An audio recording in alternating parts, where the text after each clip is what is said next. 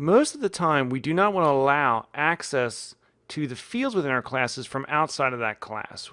We want to hide those kind of details because the fields are a very fundamental part or very kind of low level part of the way a class solves a problem. And they're very likely to change over time. So we don't want to have those kind of details exposed outside of the class. Now, that doesn't mean that we don't want to allow interaction with the information inside those fields from outside the class. So what we do is we generally use methods to control access to our fields.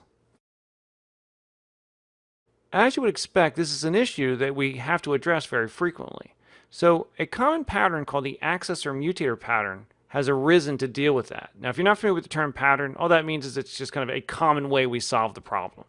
Let's take a look at our flight class that we've been working with. Right, we have a couple fields inside of here, passengers and seats.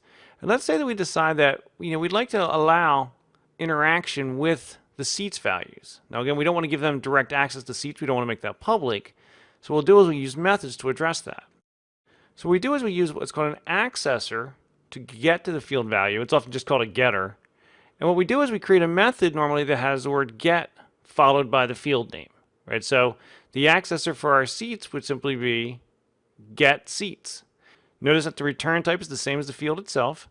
And also notice that the method is following camel case, right? A lowercase g for the first word and an uppercase s for seats the second word, right? Even though the field started with a lowercase s, that doesn't matter, right? We're going to use consistent camel casing as we name things.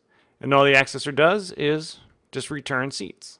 And so easy for the consumer of the class to get to the value, but we've got control. If we ever change the way we manage seats, that will not affect anyone using this class. To allow the value of seats to be modified, we use what's called a mutator, also known as a setter. As you might have guessed, the way we name that method is simply set and the field name.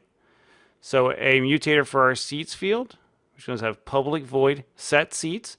Notice that the return type is void because the setter doesn't return anything back, and it has a parameter to receive the incoming value. So now inside of set seats, what we want to do is set our field seats to have the value of that parameter. Now we have an interesting challenge here. Notice that we're saying seats equals seats.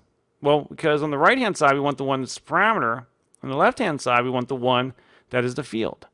This is a great time to use this. Right? By putting this in front of the seats on the left, that says that I want the field seats to receive the value of the parameter seats.